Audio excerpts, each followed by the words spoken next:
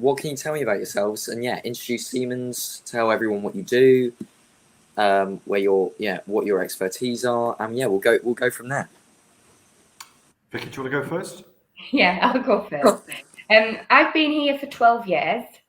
Started out looking after contracts, etc., in the onboarding and HR side of Siemens, and then seconded into the wind power business, where I then went on to recruit 1,000 people for a big blade factory in Hull, and then somehow ended up in the early careers space. So now manage the team who recruit grads, interns, summer placements and apprenticeships across the whole of the UK. So yeah, that's me. Perfect. Not really much else to say, really. And John? Oh yeah, well, I've got to beat that for a start, haven't I? So thanks, Justin. Thank you so much for the opportunity to talk today. John Turner, Managing Director of one of our Siemens businesses here in the UK. I've been with Siemens for 10 years, believe it or not. So before that, I was with a small business for 4 years as a director in that small business. Before that, I was with one of the power companies, big power companies in British Gas, and I was there for 13 years. So it's amazing thinking back to the start of my career with British Gas. At the time when I was entering the market following university, it was very much about finding a role to maybe pay your debts off, and that's what I did with BG. It was straight into a role in a call centre, no particular grad scheme, and temping even as well, just to kind of get by, and almost trying to kind of living the life as a student, but with a bit of money in the pocket without any thought about a career. So it's great to know that today, there's a lot more emphasis on how we accelerate and how we invest in our entry-level talent following university, sure, in Siemens and elsewhere to do that. But I think part of my journey was very much luck and dropping into certain places and being sponsored by individuals to progress. But yeah, at what frightens me now is looking back at those 10 years, 4 years, 13 years. It goes so quick. Siemens is where we are now, and a great organisation to work for. Yeah, perfect. It's interesting what you're saying actually just then about I guess there not being, when you started out, not being as much structure for young people to sort of progress quickly. And so that's why it's so great. All the different graduate schemes are out there because that can really, in a sense, set up someone's career for life. Just that it's much more portfolio based, which is something I was saying earlier about how people can come to Siemens, stay if they want to, but if not, have that 1, 2, 3, 4 years there, set themselves up, give themselves that portfolio, those foundations to work off, and then go and apply those skills somewhere else. And they can go with the brand, they can go with the skills, and it can really give young people a foundation to just springboard off into multiple different industries, or fast track themselves within one industry. So I believe you guys have a presentation for us today. I do, Justin. So let's hope I can figure the tech and get it shared. Just bear with me 1 second. Tell me if you can see that on the screen, please. Yeah, that's all good. Wow, I've passed the test then. That is the tech test. I've passed the tech test. There we go. Right. Okay. So, as I say, John Turner, Managing Director in Siemens UK and Ireland, and I guess I've got another job as well. So I am a non-executive director in a learning trust where there's a group of schools who I help support the board there to develop really their sort of post-education career pathway, because it's a topic that I'm really, really passionate about, and that's why I was not hesitant in talking today. I think organisations like Siemens, we need to be making sure that we are as attractive to the emerging talent as possible, and I know stuff that Vicky does and her team are absolutely fantastic to ensure that we do that. So what I'll do to kick us off before we go into some more questions is just give everybody a background to Siemens. I guess everyone's heard the brand, but sometimes we are so chunky and so broad, maybe people aren't quite sure exactly what we do. Sometimes I'm not, to be honest with you, but let's just give everyone a bit of an insight. I guess around the home, you may see Siemens appliances in your kitchen, and it's really just a kind of very small part of what we do. We have an influence in much of the whole sort of industrial power health ecosystem, and we'll go through that. I used to really criticize my sales community about this type of slide in their pack, which was about looking backwards, because often when you are talking to customers, it's about what you can do for them in the future. But I guess when you're in Siemens and when you see the world that we've experienced over the last couple of years and some real challenges for people, that heritage has holds us in really good stead, because we've built up a great brand, and that is, as I said before, is having a huge influence on a lot of the day-to-day life. Maybe not necessarily all in the home, but just in how we live and how we operate. And that 170 years of heritage, has been built around a great deal of innovation, but also social responsibility. And again, I think the last 2 years have taught us businesses have a role to play in the community as well as doing what businesses do. So I guess that 173 years, just to sort of show the acceleration of change, we've been through 4 industrial revolutions, and Siemens was founded after the first one, and our case has played a really big role in the electrification phase, automation of products, of production and computerization. And then more latterly, probably where we are now, is the emergence of digitalization. So Siemens has played a critical role in many of that journey. So again, looking backwards, and I guess from your perspective, when you're thinking about what organizations you're going to consider as your career path, that heritage, that experience, that influence, is a very, very attractive proposition. We're very much at the forefront of the big mega trends that occur across the globe.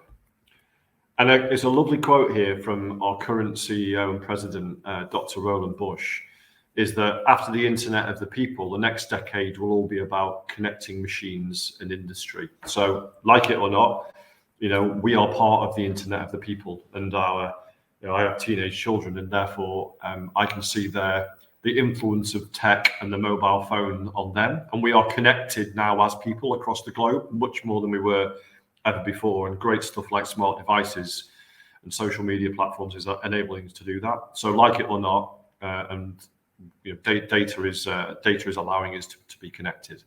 But what you'll find in an industry, we're probably a little bit further behind than that. So the next phase is going to be around all the sort of fixed assets and machines and industry that are out there. How do we connect them?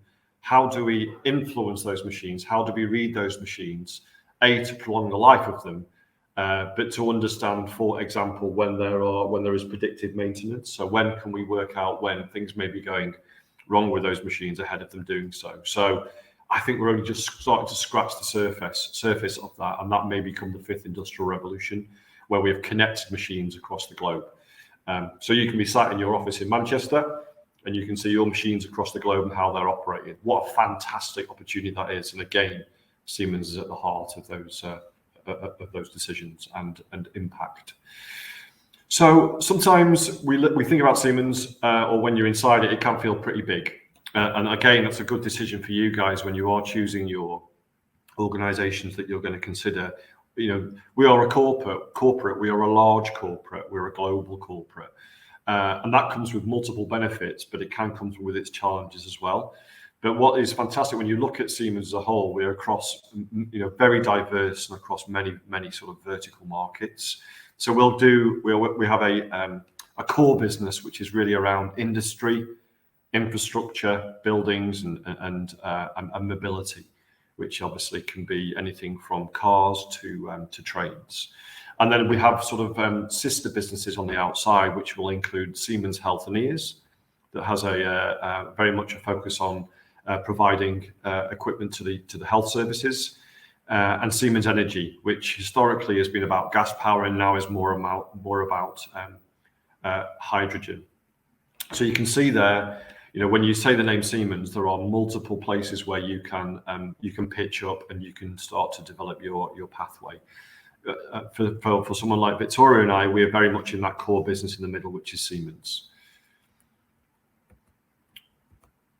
So just to give some scale, really, because again, back to my point around where do you want to work, because some of you may want to make an immediate influence on a smaller business, but someone like Siemens, globally, we've got 293,000 employees. Let's just say that again, nearly 300,000 employees.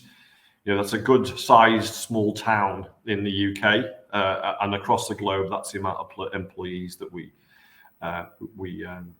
have working within the organization.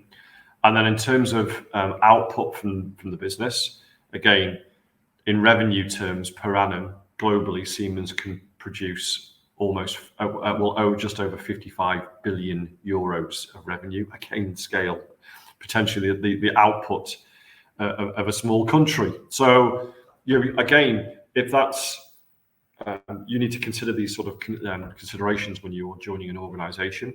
The beauty of Siemens is that, yes, it is large, but there are smaller businesses within it where you can make your own impact, as well as multiple skills that are required. And we'll cover those a little later on. What's really, really important, though, is the emphasis that Siemens places on our new hire pathway. And although we have the size of a small town in terms of total employees, there are new hires coming into the organisation all the time.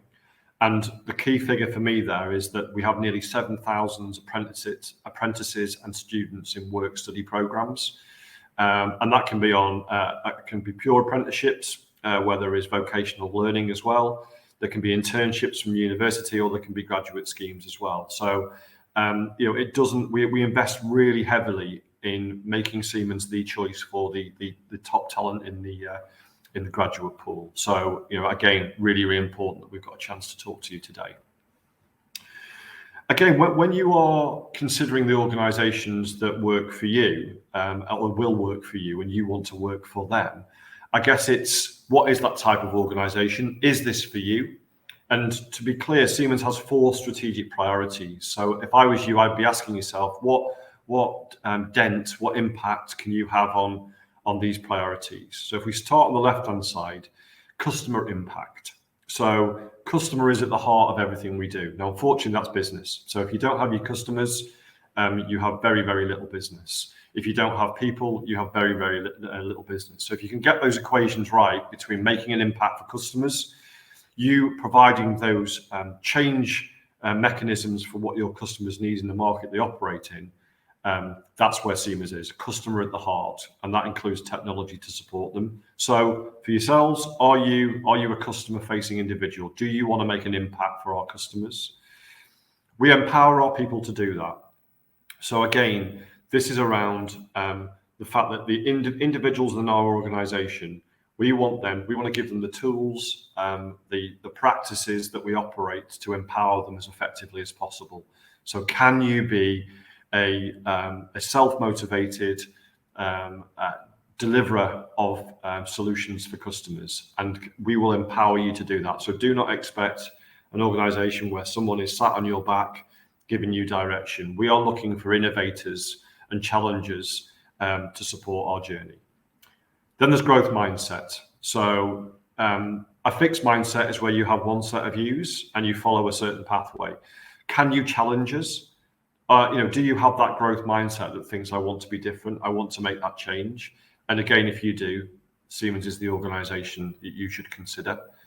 And then finally, technology with purpose. We are looking for innovation. We are looking for new solutions that are going to help ahead of the next change for our customers. We've got 170 years of heritage built around technology. So what is the next challenge for our customers to support them with? So if you you tick those boxes of those 4, then Siemens is an organisation you should consider. Again, when you are considering an organization? What is the ethos? What is the DNA of that organization? And something that is critically important for Siemens is sustainability. So is that important for you? And we work on the principle of something called our degree framework. So starting with the D, we're going to support the decarbonisation of the planet through our solutions, and we're going to support that 1.5 degree centigrade reduction in fight global warming. Again, ethics. So we are very clear that the way that we do business is the right way of doing business. So we foster a culture of trust. We have high standards that we operate, and critically, in a world of data, we handle that with care. We've talked about that before around data and the Internet of People, and we've all had, probably all of us have had some form of data breach personally. We want to make sure we do that for our customers. Linked to that is our governance. So again, we want to do business in the right way. We have a state-of-the-art systems to be effective and responsible in how we do business. Resource efficiency is critical. So hopefully most of you know about the circular economy and the lifespan of solutions. Again, we want to make sure that we are expanding the life cycle of everything that we are producing to be as effective and efficient as possible. Removing that materialization processing and culture. Equity. So we want to foster diversity, inclusion, and community development to create a sense of belonging. That this is absolutely critical to me and critical to business, that we make Siemens the place for everybody to flourish in. And then finally, employability. Enable our people to stay resilient and relevant in a permanently changing environment. Very much linked to this process. Is that right for you? Can you make that change? Can you be the individual? Can you be the change catalyst for our customers? So again, when you're selecting the companies that you want to work for, please make sure that their ethics, their values, their compass of how they operate fits in with your own personal ones.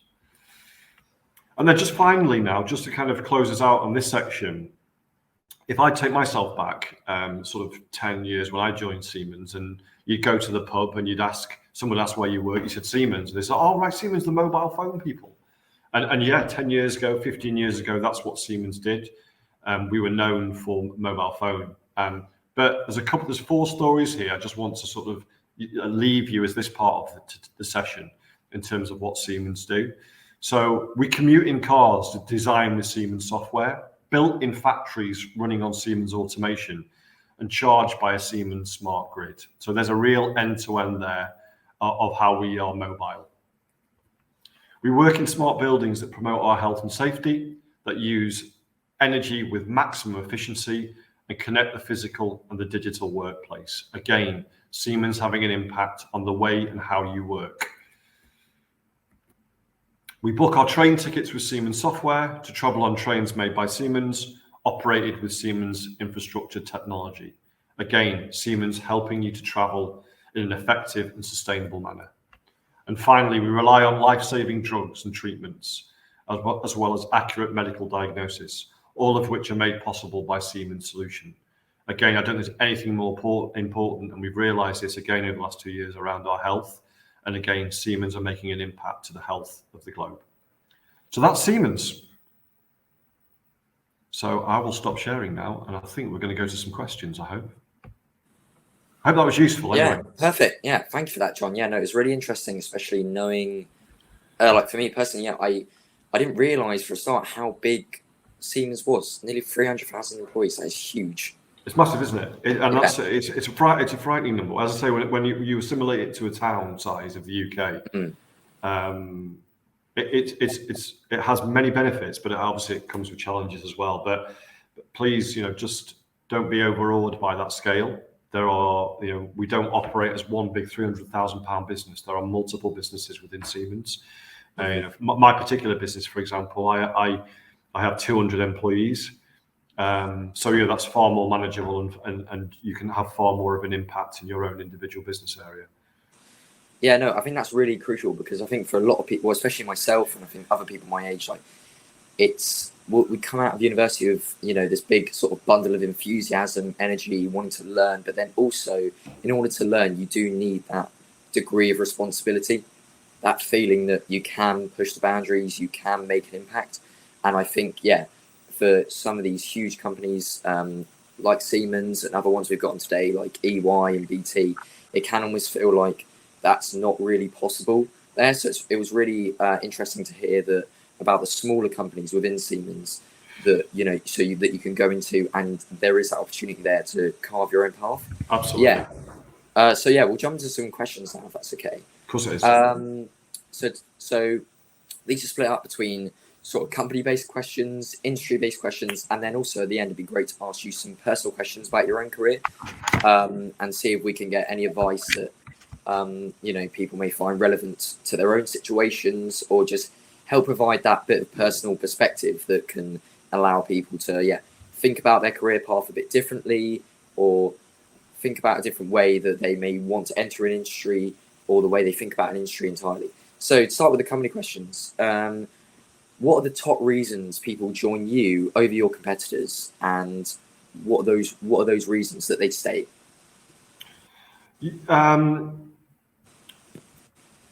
Yeah, I mean, God, there's a huge list. I guess I'm going to refer back to the presentation a little bit, but I think brand is a big one. So you've got, you know, Siemens are well known. You know, most of the companies that you've got on the session today, you know, it is, you know, they're big organisations that are attractive at that stage in your career.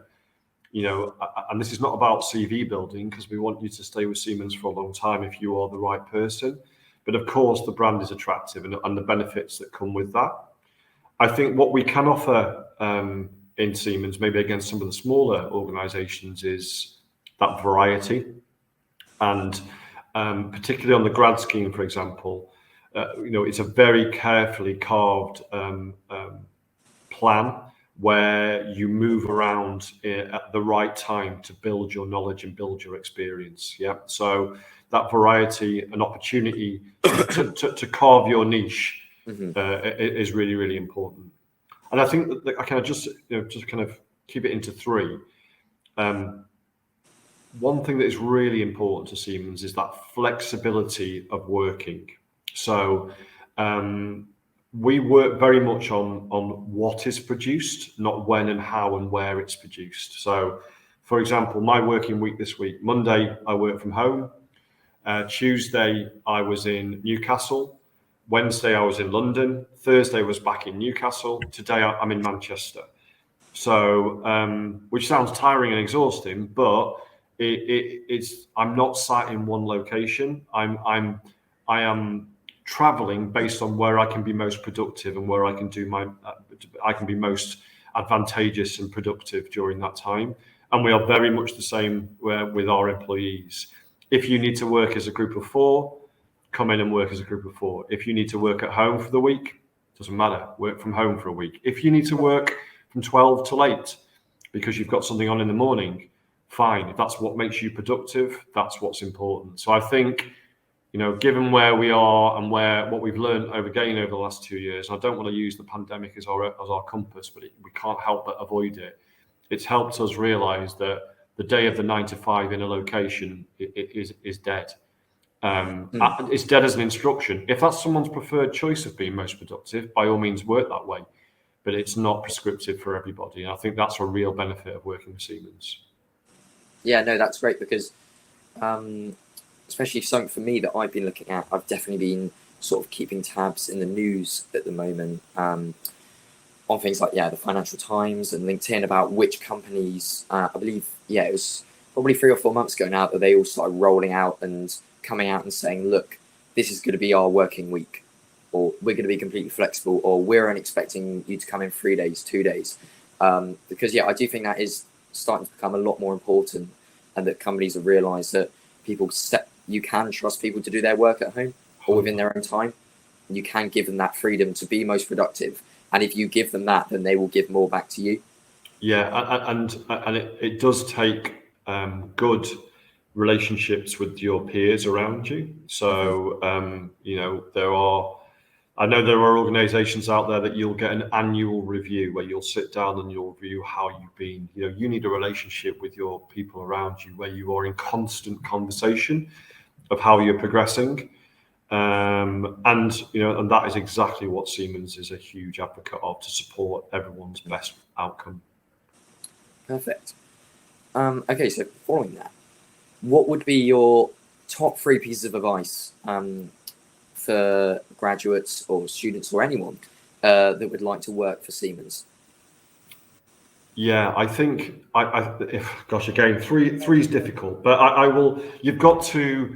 The first one is what's unique about you. What can you bring? It is an incredibly competitive space out there, and we unfortunately we don't have an infinite amount of opportunities. We have some, but it's about finding the right fit.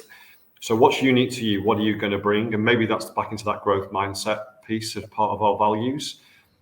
How are you going to come? How are you going to come and make that difference?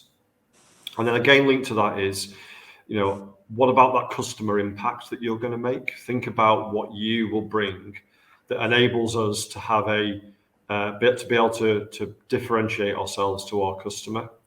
And then finally, I guess, in terms of advice or of joining Siemens, and it's back to that corporate spaces again, is how best to navigate the first 6 months, which sounds really, really, really odd. But the best metaphor I can give is that working sometimes for a big business is a bit like taking a surfboard and going out into the ocean. So, the first, as you go across the waves, when you go off the beach, it's choppy as hell, isn't it? You are potentially coming off the board. You've got to get back on again and get on it. Once you clear the first breakers, you're into a bit more calmer water. So just don't be overawed by that kind of first phase of joining a new business, particularly if it's your first job. It is going to be tough. There are going to be new places, even where the canteen is or where the toilets are, something as ridiculous as that. Those first 6 months can be really, really challenging, but it does get easier. So just please come to work and be resilient in that first phase, knowing that it's going to get better. It will always be tough to start with. All right, great. And last of the company questions. So it's very similar to that one. What would you say makes a graduate stand out from another within your company? So within the space. So once you're through the door, how can you get over those breakers quicker, make that ride less choppy? Yeah, it's again, great question. And I think I'm probably a good one to answer that, because I've just had an intern from Aston University, working for us, who's just won the Siemens Intern of the Year. So he was with us for 12 months and has picked up that trophy. Now, that's fantastic for him in terms of his profile going forward, but it wasn't without incredible amount of unique effort. And what he did was that he challenged the status quo. Yeah. So he came in and he didn't accept what we did. And this is not just by being sort of irritating or deliberately aggressive towards what we do, but it was good challenge. It was that, have we thought about doing something different way? Don't wait to be given that task. Work out yourself. How am I going to make a difference? Because that's back into that growth mindset arena again. We don't want to be fixed. You're coming in with new eyes, new ideas, a new way of doing things that maybe most of the population, the 200,000 employees don't have. Come in with and help us and make your mark. That would be my. Yeah, exactly, Vicky. Yeah, absolutely right. Come and challenge us.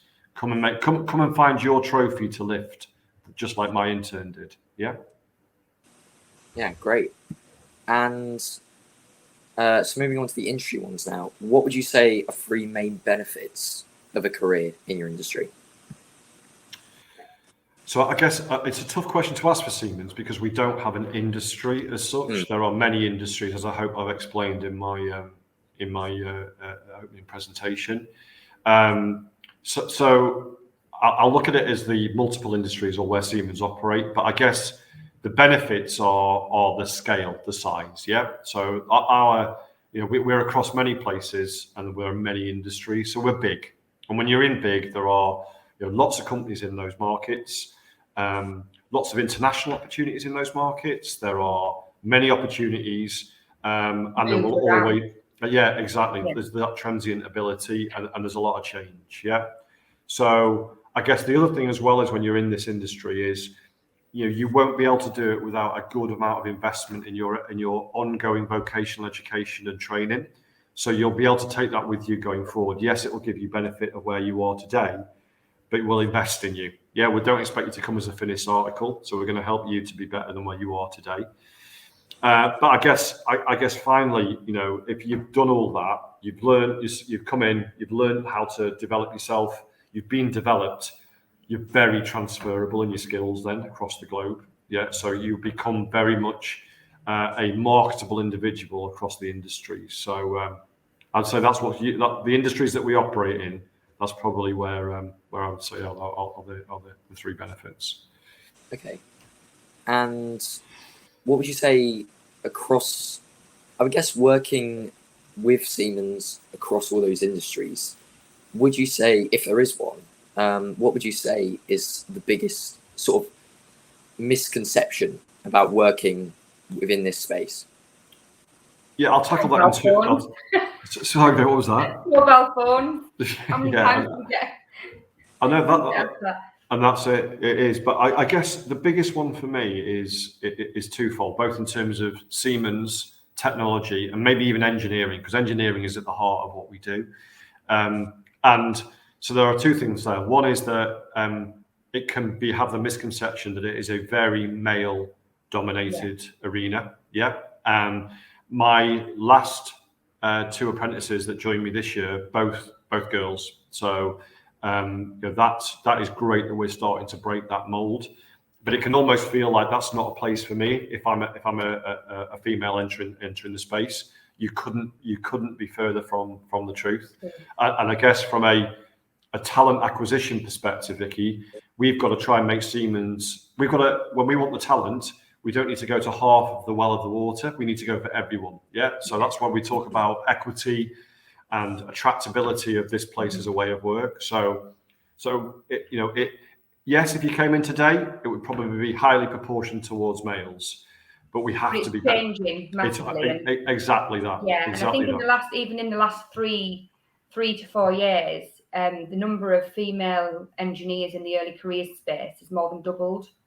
And we do have, like you said, John, this massive sort of people assume that we're this big dirty engineering company and it's very much a man's job, and actually it's very, very, very much the opposite of that. So yeah, we have made some massive changes over the last few years, certainly in the early career space, where we've seen in fact our grads, I think it was around 40% female, 60% male, and I think when I first started in this role it was around 10% or 15% female and 85% male. So it just goes to show how much work we've tried to do in that space to try and get more women to apply. Absolutely. And I guess just another very similar is around the misconception of engineering. So if I said to you I'm an engineer, it means blue overalls, me spanners, and I've got dirt all over my face. Yeah. There are elements of that in Siemens, but there is some software engineering, there's data engineering. Engineering is a multifaceted, broad concept. Mm-hmm. So don't be put off by that phrase. It's almost as if we have to rebrand the phrase engineering to be more encompassing. But just on the two latest apprentices that have joined me, I spoke to them about why engineering, why have they come that way, and two very different answers. One was because my dad was an engineer and that's what I wanted to do.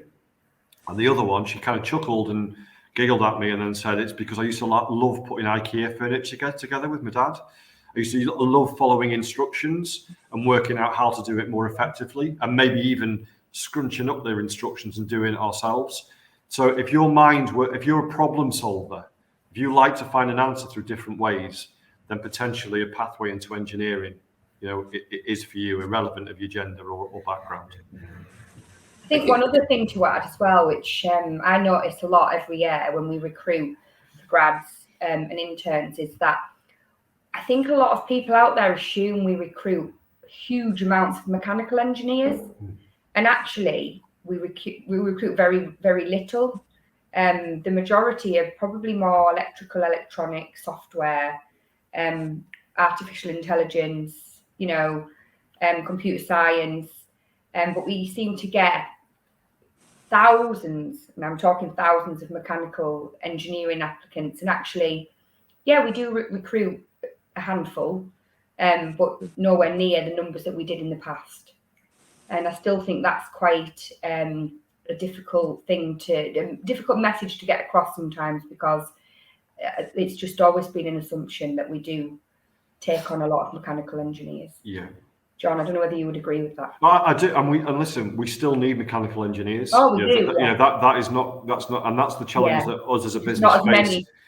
It's that balance. We need a balance. We really do. And in fact, Siemens are working. We haven't got the answers, so I'm working with one of my customers, a big power company, on how together we try and break crack that nut, because it is, we do need to make the spanners still interesting, but we do need, as Vicky says, we need the artificial intelligence engineers, the software engineers, the VR engineers of the future.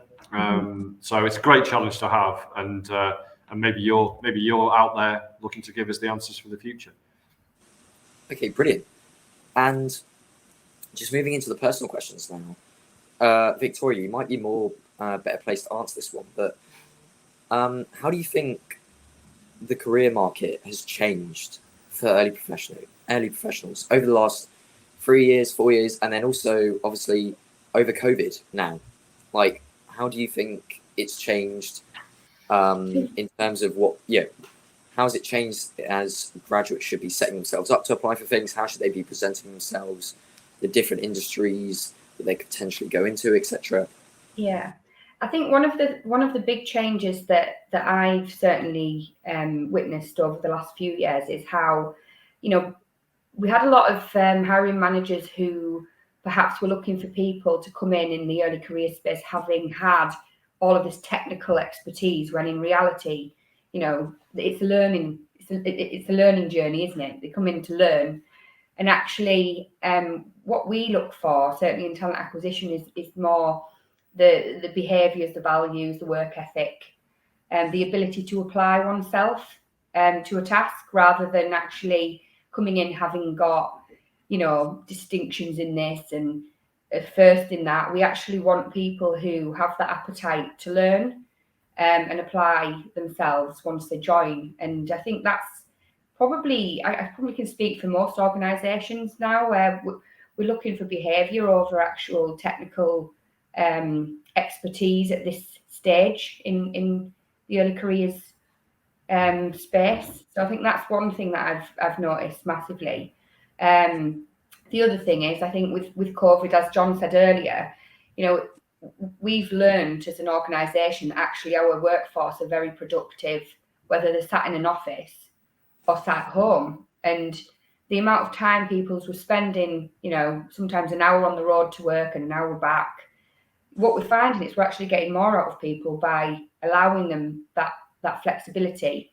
And we've made quite a big stance on that, and in news, and you've probably seen it on LinkedIn and all the rest of it. And actually, we're very, very flexible, and I think that's quite attractive to students. And I think we have seen huge amounts of applications. I mean, last year we've received in the region of 30,000 applications for around 300 jobs in the early careers space, which just goes to show how high demand the roles that we offer are. And I think that's testament to the values that we have as an organisation, and the culture that we have here. But yeah, it's highly competitive. And I think for me, we do an awful lot of behavioural assessment before we then put somebody in front of a hiring manager. And it's that's very, very important. I think that's probably the same across any sort of big PLCs or big corporate companies now. That's the key thing that we're looking for. Sure.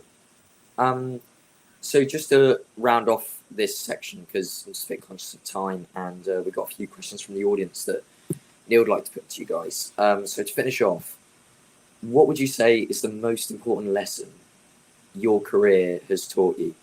Whether it's with your time, being with your extensive time at Siemens or with British Gas or wherever you were before, what would you say in general was the biggest life lesson you got throughout your career? Shall I go first? Yeah. Yeah. So it's really easy for me. It's one I talk about all the time, and one I absolutely encourage with my team is the ability to fail and fail quickly. So if I look back at my career, it is absolutely riddled with mistakes that I've made, but I've learned from them. Probably when I was younger, I absolutely catastrophized them and would have sleepless nights worrying what I'd done. But when you look back at it, they're just minuscule in the scheme of things. I make mistakes today. I made them yesterday. You know, it's okay to make mistakes. It's part of the learning process. It is an absolute roller coaster, your career. So enjoy the highs, but not too much. But don't dwell on the lows too much as well, because it'll all just balance itself out in the end. So don't be frightened. Try stuff, you know, and if it doesn't work, don't do it again, but learn from it so that you're better next time. Sure. Okay, great. And Victoria? I think for me, and John touched on this earlier, it's challenging, you know, the processes, challenging the status quo, speaking up if you're not quite, you know, sure about something or you don't agree with how something's, you know, being done, and just not sitting on the fence. I think it's very important to be honest, and I think you get more out of people if you're open to that honesty rather than having that sort of hierarchical, dictatorial type management, which nobody works well within. So for me, speak up. You know, don't be that sort of fence sitter who might have all of these ideas, but not actually wanting to, you know, explain them. Sure. Too scared sometimes to explain them. Yeah. All right. Well, thank you very much for answering this.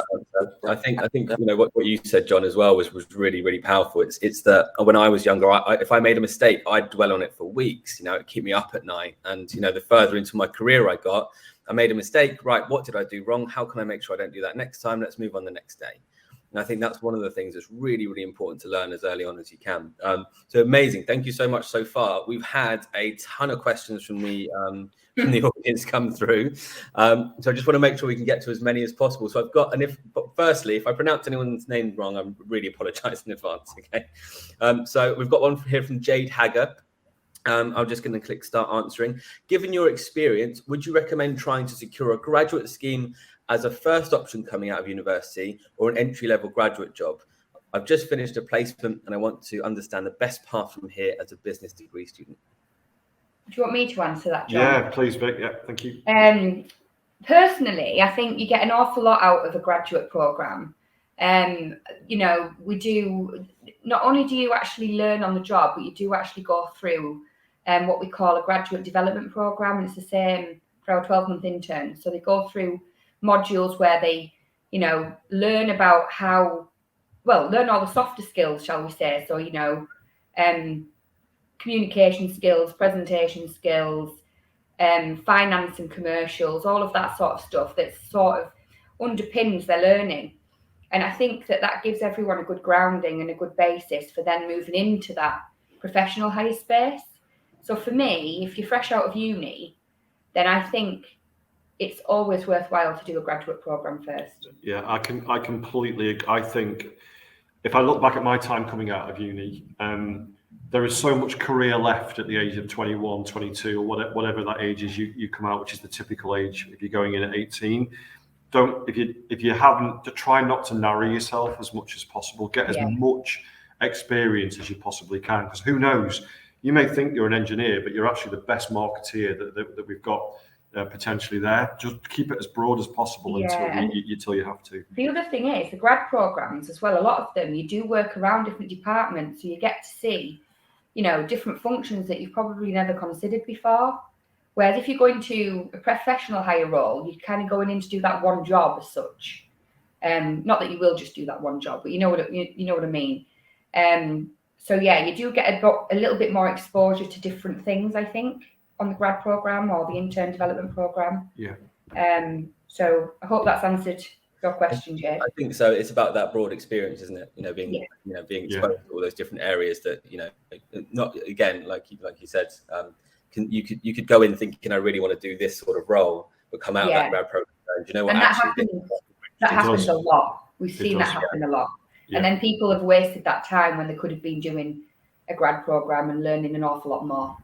Yeah, it's one of the most common things that I have when I'm coaching people. They say, I really don't want to do this career. I know I want to transition to something else because I see it all the time. But that's also okay. Back to my point about making mistakes. Yeah. If I'm being open and honest, I went to university at 18, too immature, enjoyed all the benefits and trappings of university, and 12 months later was out of the university having failed. You don't pass universities inside a pub. I've realised that. So I came away 12 months and went back and did exactly what I want to do. So we're all there's no not one size fits all, is it? Exactly. Everyone learns differently, and everyone wants something else. So, and it's the same. We get a lot of people who really sort of don't appreciate how much value our apprenticeships are. I'm not talking our apprenticeships as at Siemens, just generally, because parents were perhaps pushing people to go to uni rather than letting them choose between whether they want to do an apprenticeship over going to uni or, but actually an apprenticeship is a hugely valuable thing to do as well. And, that again, that's probably one of our priorities as an organisation, to try and get that message out there as well, because it's still, we don't see as many applications for apprenticeships as we do for grads and interns, which always surprises me. Yeah, no, fantastic. Okay. So just to reiterate, for people who want to ask questions, please use the ask a question button at the bottom, and you can vote up other people's questions as well. So if there's one that's already been asked and you want to get it to the top, then you can do that. Another question here: what are the openings for mature students or sort of experienced professionals? I've got here as a question from Bikram. Is this for people to go into the early careers roles? Yeah, I'm not sure. So Bikram, actually, if you want to follow up on that, and what I will be doing is Victoria and I will be working together after the event, and we will be sending out that list that you sent me on email, if that's all right. Victoria? Yeah, that's fine. Sorry, I'm just reading the messages on the right-hand side at the same time. Yeah, I mean, what I would say is we're talking about predominantly the early careers roles here today. So graduates, internships, summer placements and apprenticeships. Yeah. We do obviously recruit in the professional hire space as well, and all of those vacancies are available on the website. So if anyone is interested in, professional hire roles, they can set up job alerts on there as well. Fantastic. Okay. So yeah. So like Victoria said, we're focusing on early careers today. So anything like that, you need to, it's another conversation. So can you talk about the organizational structure and which departments or functions are growing and looking for new talent? I'm assuming across most, but is there any, I guess from Marina Simon here, is there any that are focusing on early career talent or any that are looking for more people in terms of early careers? I guess from a business perspective, we are. There is no exclusivity to any of the talent ways into the organisation. I think probably back to the last question though, we're not looking for specifics. We're looking for a breadth of an individual that's got a breadth of what they want to do, because that's what the scheme brings. Mm-hmm. You can sample.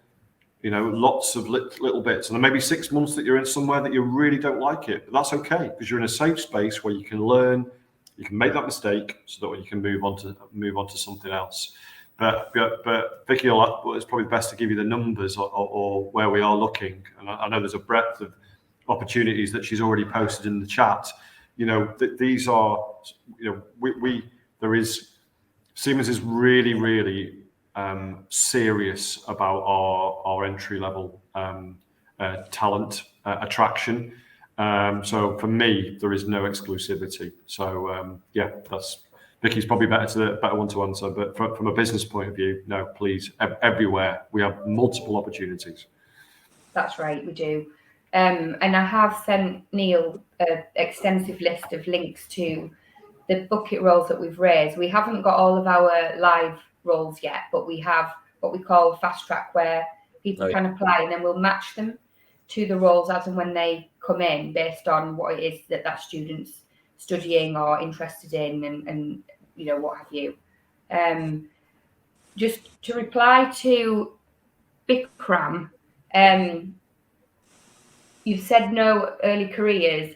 Again, you know, it doesn't matter really whether you are a mature student or you're fresh out of uni this year. We would consider any application if you've got the right degree discipline for that role.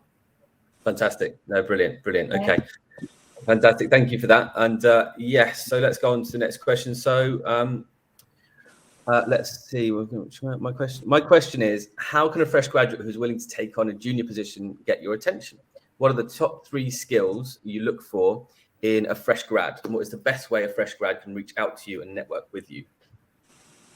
Okay, so there are many tools. I think the one that we all know and love is LinkedIn. So please, you know, LinkedIn it seems a bit almost like a professional social media platform. You have to be established. Don't get yourself on there as early as possible. Build yourself a good profile, and as I said before in my presentation or in the questions, build yourself a brand. What are you interested in? You know, if you're interested in sustainability, start writing pieces about sustainability. If you're interested in digitalization, start writing blogs and stuff around digitalization. It's an incredibly powerful tool. So yeah, that would be my one big piece of advice on profile building and making yourself attractive.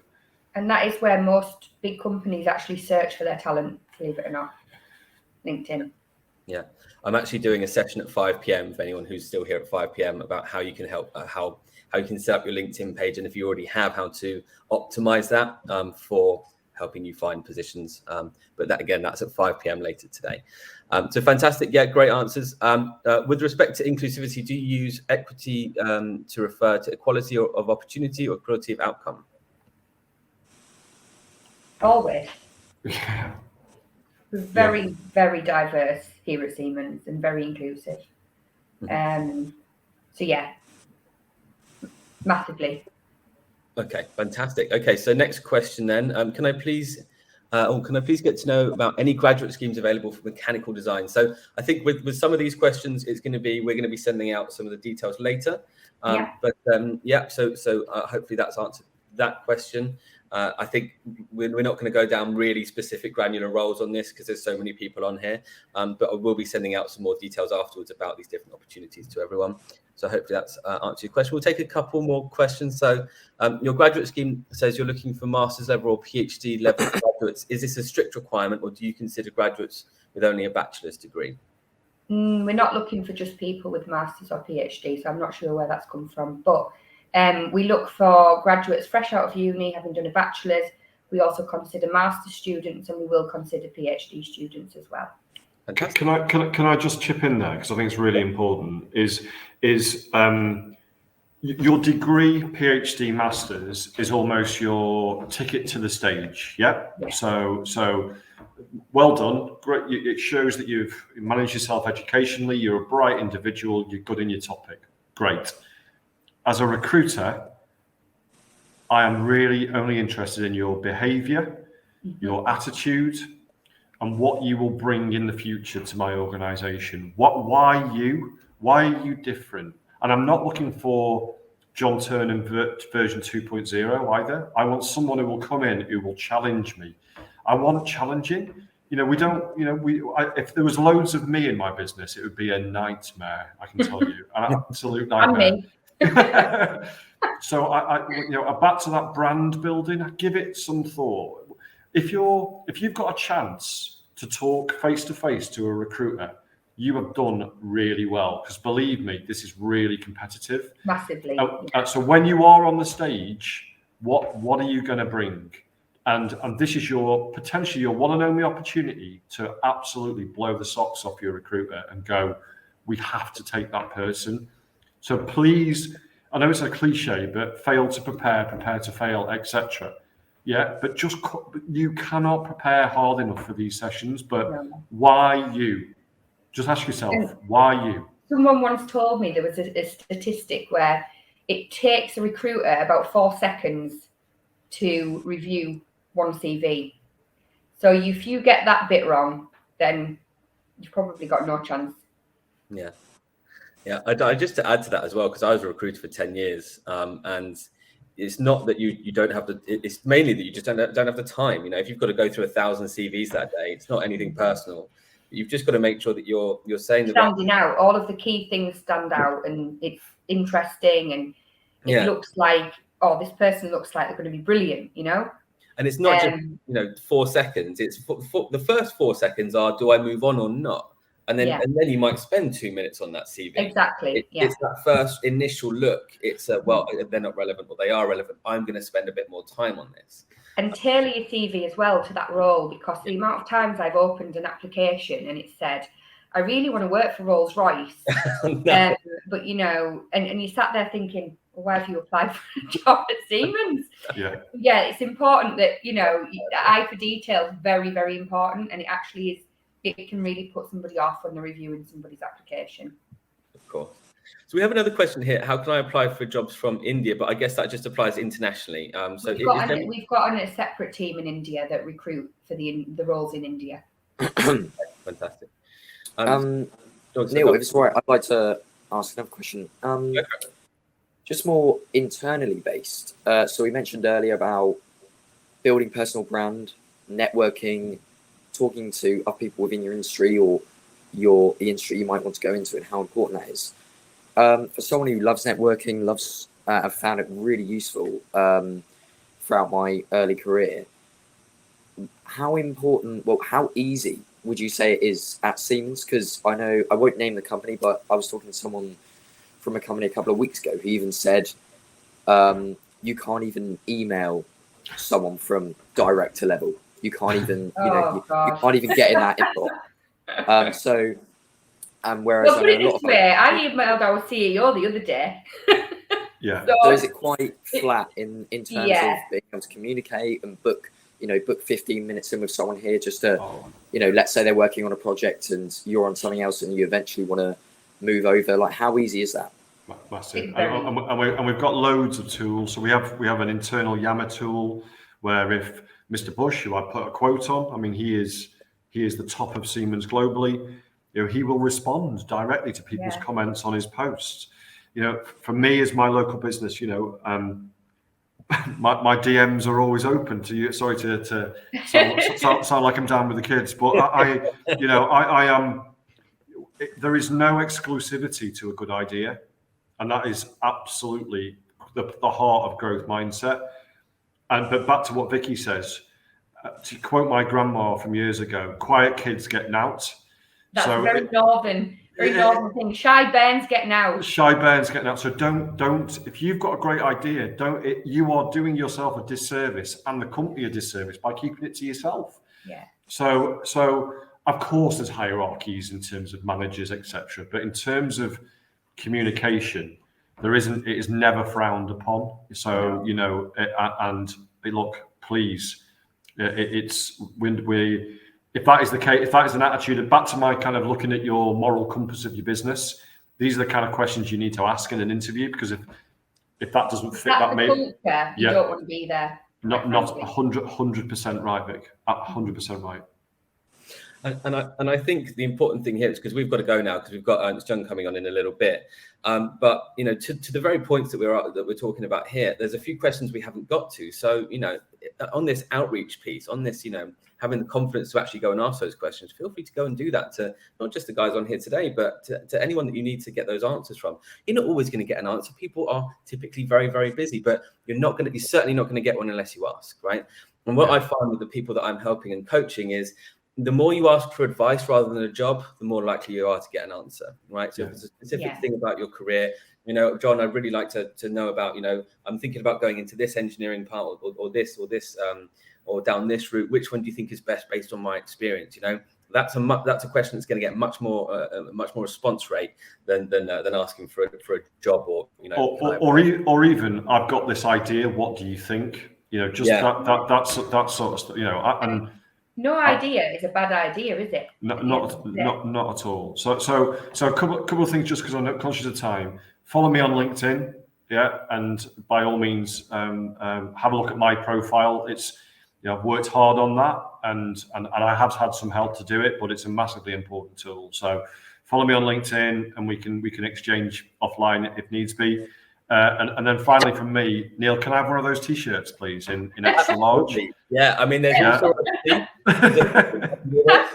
ooh, the jumper. I'll have both. Cold. I'll have a hoodie. Yeah, I have a 12-year-old girl a daughter who will pinch that from me straight away. I can see Absolutely. it. Yeah, I'll send one over. Right, thank you so much, guys. I really, really appreciate it. We've got tons of help in here today. The comment section has been great. Jade Hagger, thanks, great. Thank you for the advice. I'm definitely going to pursue a graduate scheme pathway. So some really, really good outcomes, really good impact, and thank you both so much for your time. No, thank Cool. you. Thank you. Have a lovely weekend, everybody. Take care. See you soon. Bye. Bye.